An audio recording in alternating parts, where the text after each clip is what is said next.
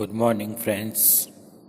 ધોરણ 11 અને ધોરણ 12માં આપણે ગ્રામરનો એક ટૉપિક છે ઇનડાયરેક્ટ સ્પીચ, એનો અભ્યાસ કરીએ. ઇનડાયરેક્ટ સ્પીચના અંદર વિદ્યાર્થી મિત્રો કેવી રીતે વાક્ય રચના બને છે સૌપ્રથમ તેની સમજ લઈએ. વિધાન વાક્ય: બે વ્યક્તિના સંવાદને ઇનડાયરેક્ટ સ્પીચ કહે છે. બે વ્યક્તિના સંવાદને ડાયરેક્ટ સ્પીચ કહે છે અને તે સંવાદને ત્રીજી વ્યક્તિ દર્શાવે ત્યારે તેને ઇનડાયરેક્ટ સ્પીચ કહેવાય. સૌપ્રથમ આપણે ડાયરેક્ટ સ્પીચમાં આવતા દરેક ભાગને કયા નામથી ઓળખવામાં આવે છે તે જાણીએ. બોલનારને રિપોર્ટર કહેવાશે, સાંભળનારને લિસનર કહેવાશે અને બોલનાર સાથે વપરાયેલું ક્રિયાપદ રિપોર્ટિંગ વર્બ કહેવાય, એટલે કે સે, સેડ, ટોલ્ડ કે આસ્ક્ડ. અને અવતરણ ચિહ્નમાં આવેલ વાક્યને રિપોર્ટેડ સ્પીચ કહેવાય છે. દર્શન સેડ ટુ ભૈરવી, દાખલા તરીકે મોના સેડ ટુ સોના, તો અહીંયા મોના છે રિપોર્ટર કહેવાશે બોલનાર, સેડ છે એ રિપોર્ટિંગ વર્બ કહેવાશે અને સોના છે એ લિસનર કહેવાશે અને આઈ saw a film A reported speech કહેવાશે. તો વિદ્યાર્થી મિત્રો આ વસ્તુ તમારે ખાસ ધ્યાનમાં રાખવાનું છે કે બોલનાર, સાંભળનાર, રિપોર્ટેડ વર્બ અને રિપોર્ટેડ સ્પીચ કોને કહેવાય એ ખાસ ધ્યાનમાં લેવાનું છે. બરાબર. હવે આપણે રિપોર્ટેડ સ્પીચના અંદર થોડાક રૂલ્સ રેગ્યુલેશનનો અભ્યાસ કરવો પડે. તો એના અંદર ક્યારે આપણે ફેરફાર ન કરી શકીએ, કાળના અંદર જે ફેરફાર કરવાનો છે એના અંદર ક્યારે ફેરફાર ના થાય તેની થોડી સમજ લઈએ.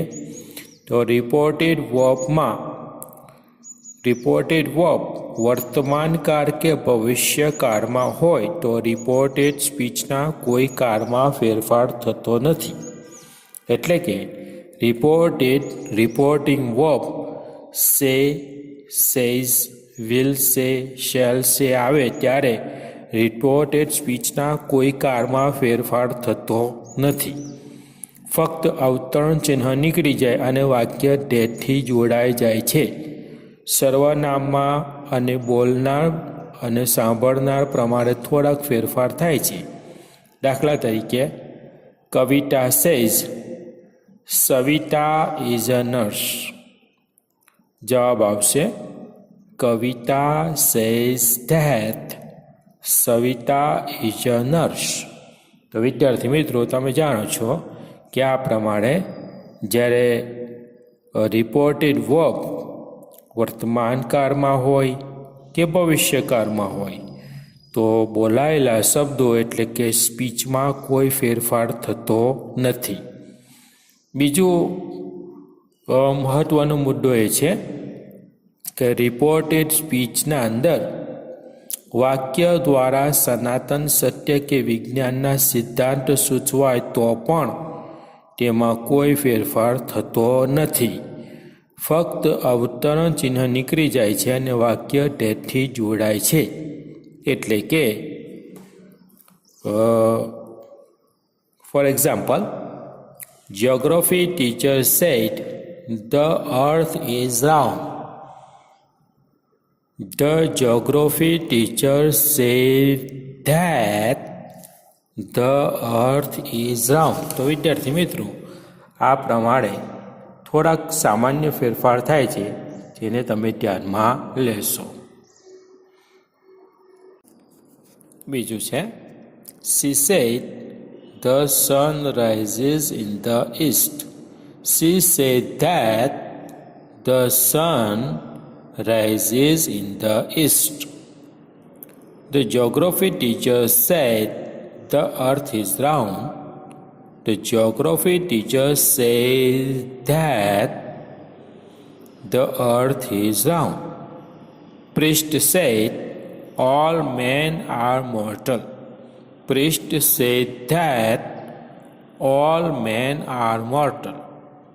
તો આ પ્રમાણે વિદ્યાર્થી મિત્રો કોઈ કહેવત હોય, સનાતન સત્ય હોય, વૈજ્ઞાનિક વિધાન હોય તો પણ બોલાયેલા શબ્દો એટલે કે રિપોર્ટિંગ સ્પીચમાં કોઈ ફેરફાર થતો નથી. ફક્ત તમારે અવતરણ ચિહ્ન કાઢી ધેટ મૂકી દેવાનું છે. તો આશા રાખું છું કે તમને કમ્પ્લીટલી સમજમાં આવી ગયું છે. થોડાક બીજા વાક્યો જોઈએ આપણે. Seema says Veena played well. Seema says that Veena played well. Father says Rohan is clever. Father says that Rohan is clever. તો વિદ્યાર્થી મિત્રો આશા રાખું છું કે ઇનડાયરેક્ટ સ્પીચનો આ પહેલો રૂલ્સ તમને આવડી ગયો છે અને તમને હજુ વધારે એક્સરસાઇઝની જરૂર હોય તો તમે કોમેન્ટ બોક્સના અંદર મને ક્વેશ્ચન કરી શકો છો.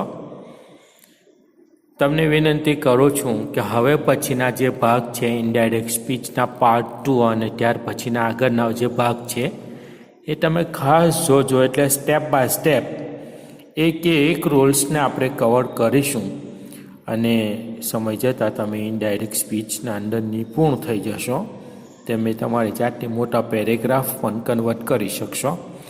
તમને જો આ વિડીયો યુઝફુલ થાય તો તમે એને લાઈક કરી શેર કરજો અને જો આ ચેનલને સબસ્ક્રાઈબ ન કરી હોય તો તમે તેને સબસ્ક્રાઈબ કરી દેજો, જેથી આવા ગ્રામરના નવા જે ટૉપિક છે સરળ ભાષામાં હું આપતો રહીશ તો તમને અપડેટ મળતા રહેશે. All the best.